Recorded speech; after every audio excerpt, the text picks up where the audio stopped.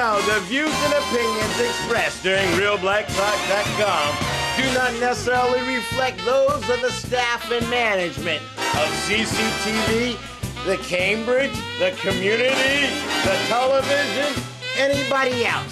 The views and opinions expressed are of those who are talking. So if I'm talking, then they're my views and opinions. Hold me responsible. Just joining us, this is MaximizingProgress.tv, formerly known as HighTechFever.tv. I'm your host, Joe Sponson. My guest today, Sean Broderick, is the Executive Director of Techstars Cambridge. Good evening. Welcome to Crime Time. I'm Frank Pasquarello, Public Information Officer for the Cambridge Police Department. Nice to have everyone watch from 6:30 to 7 p.m., the most popular show on CCTV. Now I'm your host, Brother John, and this is once again your tobacco education and smoking cessation support TV for Cambridge and the world. And I will tell you, in this part of the world, it is cold outside. This is interesting because, as I have said before in this program, smokers generally tend to be lower income people. So to a certain extent, the war on smoking is a class war. Okay, so this is the mask, and this is why I'm afraid I'm going to get attacked. This is the mask that will really protect you from swine flu. So actually, I have the song because why? I got hit in the face. Yeah, I got are hit you in the missing face your mouth? earlier. You having a mouth transplant? So the national guys in the national media, Donald, the national guys in the national media, they were afraid to call it. They were all up his ass. I called it 4 years ago. 4 years ago. ESPN was afraid. Listen, I don't know if I should bring up this topic, but I was going to mention Michael Vick, but you guys are already talking about. I got you here in the ball true from the Parade Dave. Gorilla movie, swinging gorilla movie montage featuring clips from Super Simeon here in the ball true from the Parade Dave. You can see it at the Democracy Center.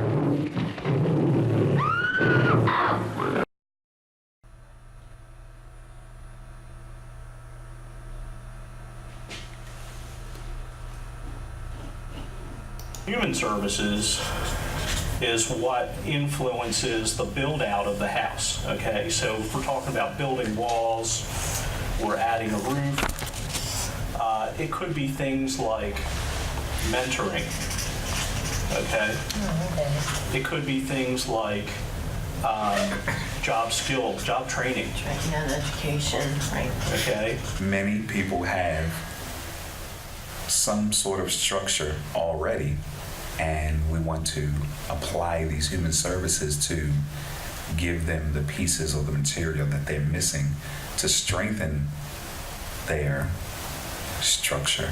But even like building a house, most people can't go out and just build a house by themselves. You know that weather and other things play a large factor on your house, right?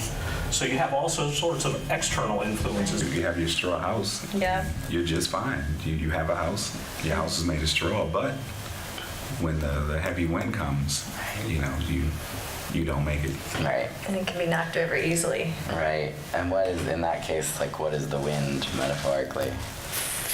Illness, financial situation. Okay, this is all of these pieces coming together to build that house for you. We want human services to provide the building blocks to make each and every individual a stronger structure in society.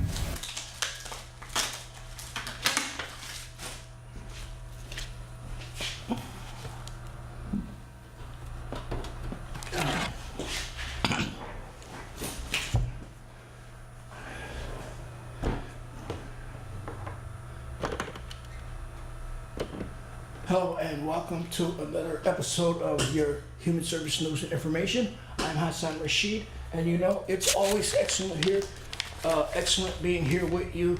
So, with that, I greet you to Human Service News and Information with the greetings of peace. Okay, I'd like to first start off the program. We had a little difficulty getting here together with you today, but we're here now. So first I'd like to remind you that there's a big event coming up, and it's on the subject that it relates to what we've been talking to you about here at Human Service News Information all along, and that is homelessness. Okay, we have a big event coming up.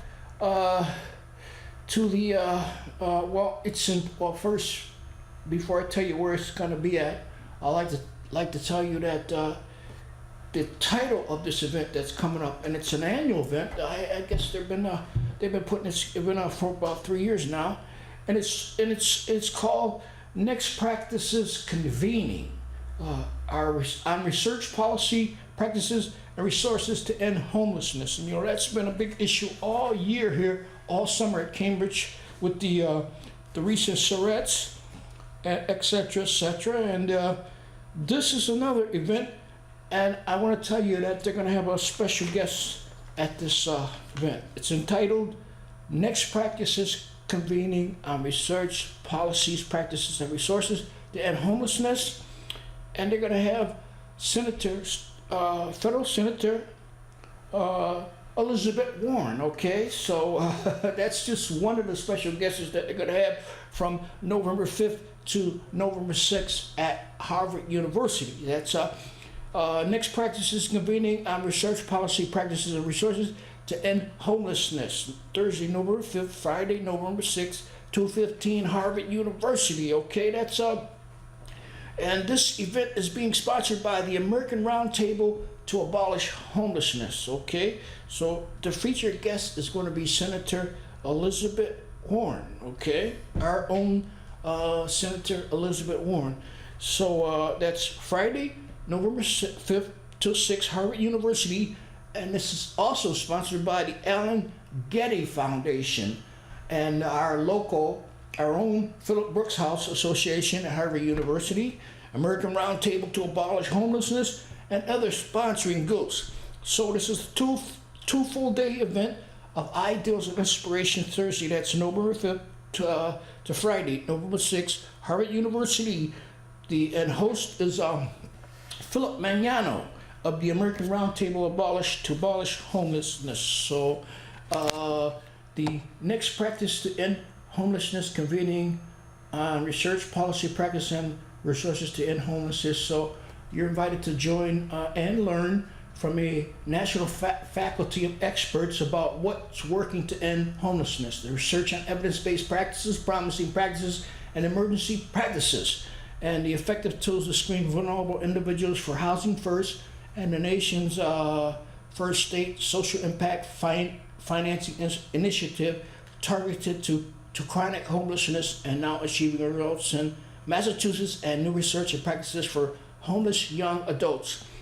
Previously announced speakers and faculties and special speakers, Senator Elizabeth Warren, U.S. Senator Elizabeth Warren, will be the guest speaker at the next practices convening, joins the opening celebration of the new U2 Youth Center, run shelter for homelessness youth adults in Harvard Square. Okay, Dr. Dan Hhuman, Center for Advancement of a Critical Time Intervention, learned from the nation's most experts on evidence-based intervention that supports vulnerable people to integrate and stabilize in the community, and is a Medicaid reimbursable. Okay, Dr. Dennis Culling, University of Pennsylvania, National Research Center on Homelessness Among Veterans here, the latest from the nation's leading research on homelessness, and Dr. Stephen Getz, Director of Canadian Observatory on Homelessness and Homeless Hub Canada, Authority on Youth, Homelessness, and leader of a resource-rich hub for learning and practicing. So learning and practices. So that's why I mentioned all these folks that's going to appear at this convention, because this is very important, and and it's also important that you out there in our viewer space be in attendance at this event. That's the next practice to end homelessness, convening on research, policy, practice, and resources to end homelessness. That is, if you care about ending homelessness. If you don't care about ending homelessness, well, just forget about what you just heard, eh? So the Allen Getty Foundation, Philip Brooks House Association, Harvard University South Middlesex Opportunity Council, American Roundtable to Abolish Homelessness, and other sponsoring groups. So you feel free to share this information with your partners, executive directors, senior staff, board members, elected and appointed officials, 10-year plan, leaders, investors, program directors, and all our appropriate attendees. So once again, I'm going to give you a roundtable, the details about this event. I'm going to, one more time, this is at where? Harvard University, Cambridge, Mass., and it's hosted by Philip F. Magnano of the American Roundtable to Abolish Homelessness. And if you'd like additional information on this, you can call 617-557-0057. That's 617-557-0057. And this that is on Thursday, November 5th, Friday, November 6th, the 5th of November to the 6th of November at the Harvard University. And this event is sponsored by the Philip Brooks House. Special guest will be our senator, own Massachusetts Senator Elizabeth Warren. And guess what? There's a special guest, and you're gonna like this one though. That's the Philip Brooks House Association 2015 Robert Cole Call of Service Lecture and Award presents Alicia Garcia. Now, I know a lot of you may not know who Alicia Garcia, but I want you to know that if you're aware of the Black Lives Matter movement, okay? Here in Cambridge, we have Stephanie. She's a representative of the Black Lives Matters movement. She just held a successful candidates forum right next door here to CCTV about 2 days ago. But getting back to Black Lives Matters, this Alicia Garcia, she was one of the original founders of the Black Lives Matters movement, and she will be at this conference, okay? So,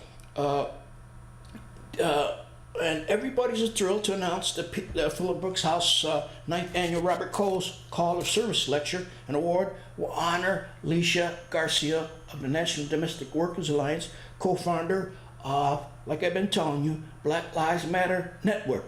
This year, the Robert Cole's Lecture and Award will kick off both our annual alumni weekend as well as the opening of the Philip Brooks House Association's Y2Y Harvard Square.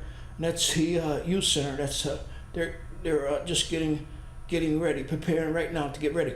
The nation's first youth center on homelessness. The nation's first student-run youth center, homeless shelter. That's please save the date as part of the Philip Brooks Housing Association's Call of Service Week.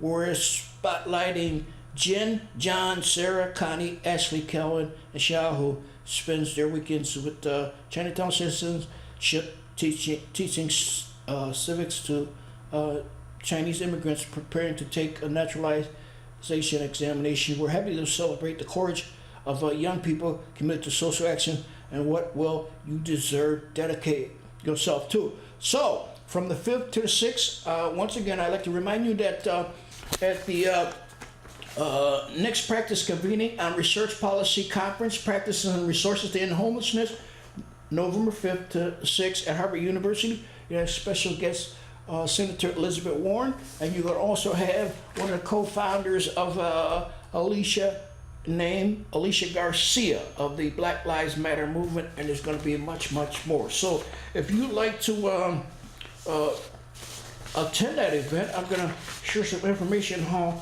you can get registered for it. That's the Philip Brooks 2015 Coles Awards Call of Service Lectures, and plus the next practice convening research policy practices and resource to end homelessness. That's at Harvard University. So if you like additional information on this and how you can get registered for that, you can call 617-557-0057. Okay, I'm Hassan Rashid, and this is your Human Service News and Information broadcast here at CCTV. It's excellent being here with you, and it's also a great achievement to come into your lives again. So we're going to keep the focus on local activities now. We're going to eventually move on to some state, national activities, but right now also I want to remind you that Black Lives Matter in Cambridge is holding a pre-election rally for affordable housing and jobs on November 1st. And they have asked that the Resident Alliance to support it and bring lots of people. And they've asked that you out there in our viewers audience, bring lots of people and support it. So they hope to see you and your friends there. Let's make it big. So the thing is that they'll be meeting November 1st on the City Hall steps. That's right, November 1st on the City Hall steps. And they want you to come out and join them as they protest and rally for affordable housing and jobs on November 1st. That's at the Cambridge City Hall. So you come on out and join the folks as they rally for housing and jobs at City Hall. Sunday, November 1st, 2015. That's right here in Central Square, Cambridge City Hall. Come out for Black Lives Matter rally with the focus on affordable housing and jobs in Cambridge. Force the city council and school committee candidates to talk about real affordable housing. Force the candidates to take steps towards securing jobs for Cambridge residents. Okay, doesn't that sound nice? Yes, you come out and help them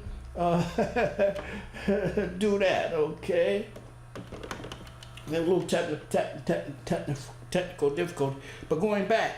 Okay, you come out and help for jobs and housing. That's housing and job rally at the Cambridge City Hall, November 1st at 2 p.m. You come out and help Black Lives Matters and yourself to support this rally for housing and jobs for Cambridge's low income and Cambridge's have not. So stand up. The city system is guilty, says Black Lives Matter. So if you need more details, you can go to the website, or you can email blacklivesmattercambridge@gmail.com. That's blacklivesmattercambridge@gmail.com. Okay, I'm Hassan Rashid, and this is a human service news and information. I had an email from a friend of mine, Jeff Olivet, who is the CEO of the Center for Social Innovation. That's Jeff Olivet, CEO for the Center of Jeff Olivet's CEO for the Center for Social Innovation, and he sent me a message on email. And I want to convey this message to you because it affects you and it affects all of us. And it's a very important, timely message from Jeff Olivet, CEO of the Center for Social Innovation, which is based right here in Eastern Massachusetts, okay? Okay, so he starts out, quote, "Homelessness is not a social issue. It's not a research question to be studied. And it's certainly not a type of person, someone who ends up on the streets through a series of bad choices or personal flaws. Instead, homelessness mirrors everything that is broken in our society. It reflects our biases, our meanness, our lack of compassion, and our views of each other as fellow human beings. When we speak of homelessness, our words, along with our programs, funding streams, academic research, often focus appropriately on housing, healthcare, services. All are essential for ending homelessness, yet homelessness is about more than this. It is also about poverty, oppression, ostration, okay, inequality, and racial injustice, okay? When we massively reduce affordable housing, homelessness results when millions of people are crushed by medical bills because they have been denied coverage. Homeless results when our education system gives some children the best opportunities and leave others languishing in illiteracy and crumbling schools. Homelessness results when access to mental health and substance use treatment is non-existent for all but those with the means to pay, and homeless results when racial discrimination stubbornly persists in housing and employment. Homeless results when black men and boys continue to be incarcerated in massive numbers. Homelessness results. Let me say a word about my background. I am Jeff Olivet. Okay, now he wants to speak on his background.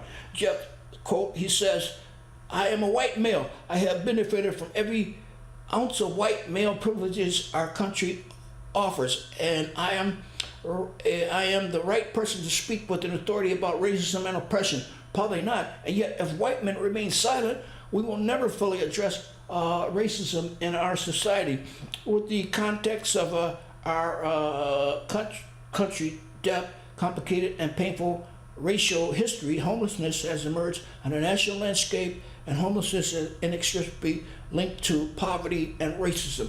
So there's about 2 more pages of what Jeff has sent me an email, but I won't go through it because time won't permit. But if you like information on Jeff, you can check Jeff out at www.twitter.com/JeffOlivet.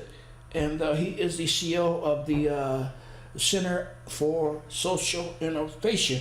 And they work a lot with homeless people and those who are affected by racism and other social justice issues. So that's what I'm saying. Well, I'm saying right now, though, if you're related to all those subjects or all those titles I just mentioned, you be at the rally November 1st at the City Hall. That's a Black Lives Matter rally at the City Hall. They're going to take the City Council task, and they're gonna put pressure on them to do more about housing and jobs. Okay, so you make sure you be there. That's November 1st at 2 p.m. Sunday at the City Hall. I'm Hassan Rashid, and it's always great being here with you. I'd like to tell you that this is October 21st, and we have just about another month before the Cambridge's farmers markets shut down for another year or until their winter session. So right now, Thanksgiving's coming up. All the good holidays are coming up, and if you like to get fresh produce and preserve fresh produce for the holiday season, well, right here in Cambridge, you can do it. That's at Bishop Allen Drive and Norfolk. There's the Cambridge Farmers Market, and they're going to be open every Monday until about November 22nd, okay? About a week before Thanksgiving.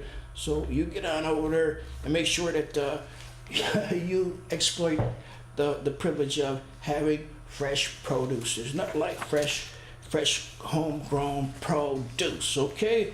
I'm Hassan Rashid, and I got about a little bit, remind me about 3 or 4 minutes left to be on the air with you, but I like to start something. I got a series on what are human services and how do they work. I know a lot of you hear me talking about human service news and information, and you say, what the heck is human services?